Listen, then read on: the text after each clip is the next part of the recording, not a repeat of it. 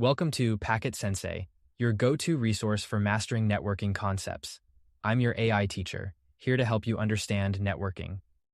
Hey there, let's talk about the journey from CCNA to CCIE. It's quite a ride, but with the right approach, you can definitely make it happen. So, you've got your CCNA certification. That's a great start. It means you've got a solid grasp on networking basics, IP addressing, and some security protocols. You're already equipped to handle basic network operations and configurations. Now, let's look at the next step, CCNP. This is where things get more interesting. You'll be diving deeper into implementing and troubleshooting networks, both local and wide area.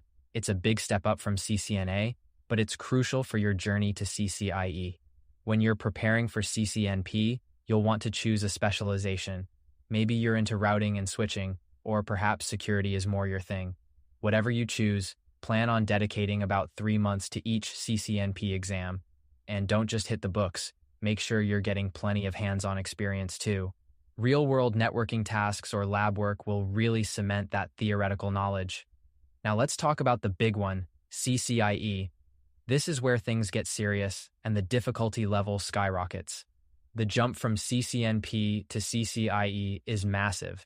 It's like going from high school to a PhD program. You're looking at a written exam and a hands-on lab that's, well, pretty intense.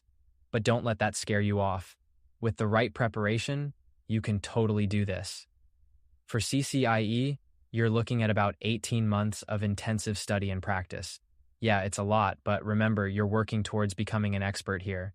You'll be spending several hours each day on practical labs, really getting into the nitty-gritty of advanced networking concepts. The amount of material you need to master for CCIE is staggering compared to CCNA and CCNP. We're talking about intricate protocols, complex network designs, troubleshooting scenarios that would make most IT professionals sweat, and a depth of understanding that goes far beyond what's required for lower-level certifications. To put it in perspective, while CCNA covers the basics and CCNP delves into more advanced topics, CCIE requires you to understand these concepts at an expert level and be able to apply them in complex real-world scenarios under intense time pressure. You'll need to be able to configure, troubleshoot, and optimize networks with a level of skill that far surpasses what's expected at the CCNA or CCNP level. One thing that can really help is joining a community of other CCIE candidates and professionals. It's not just about the study materials. Having a support network can make a huge difference. You can share resources, get advice, and even find mentors who've been through the process. And here's something really important. Never stop learning.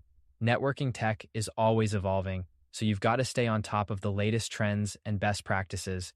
It's not just about passing the exam, it's about being a true expert in your field.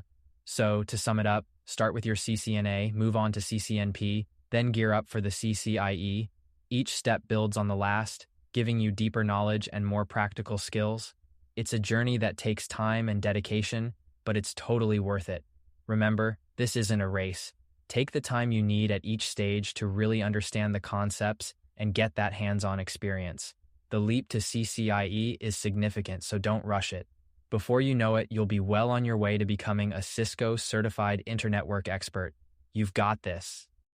Thank you for joining me today. If you have any questions or want to dive deeper into any of these topics, feel free to leave a comment below, and I'll be happy to help.